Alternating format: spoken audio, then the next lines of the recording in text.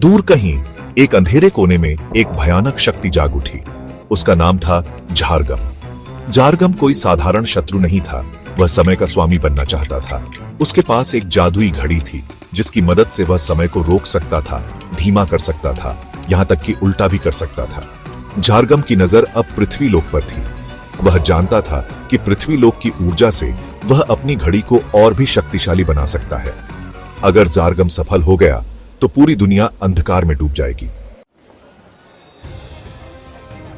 पृथ्वी लोक पर जीवन अपने रफ्तार से चल रहा था। बच्चे स्कूल जा रहे थे, पक्षी चहचहा रहे थे और सूरज चमक रहा था। लेकिन अचानक सब कुछ थम गया। पक्षी हवा में जमे हुए थे, बच्चे अपने कदमों में रुके हुए थे और सूरज आकाश में स्थिर हो गया था। झारगम ने समय को रोक दिया था। इसी दुनिया में एक साधारण सा दिखने वाला लड़का रहता था जिसका नाम था बालवीर। लेकिन बालवीर कोई साधारण लड़का नहीं था। उसके पास असाधारण शक्तियां थीं जो उसे परीलोक से मिली थीं।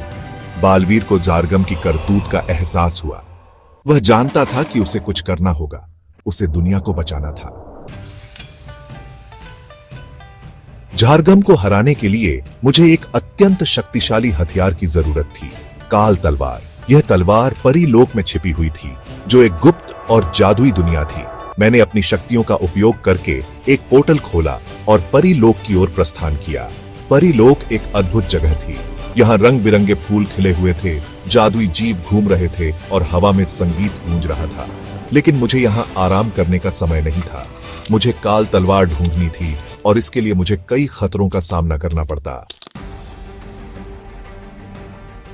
काल तलवार तक पहुंचने के लिए मुझे 3 कठिन परीक्षाओं से गुजरना पड़ा। पहली परीक्षा थी अग्नि ड्रैगन का सामना, दूसरी परीक्षा थी मायावी भूल भुलैया से रास्ता खोजना और तीसरी परीक्षा थी अपनी सबसे बड़ी डर का सामना करना।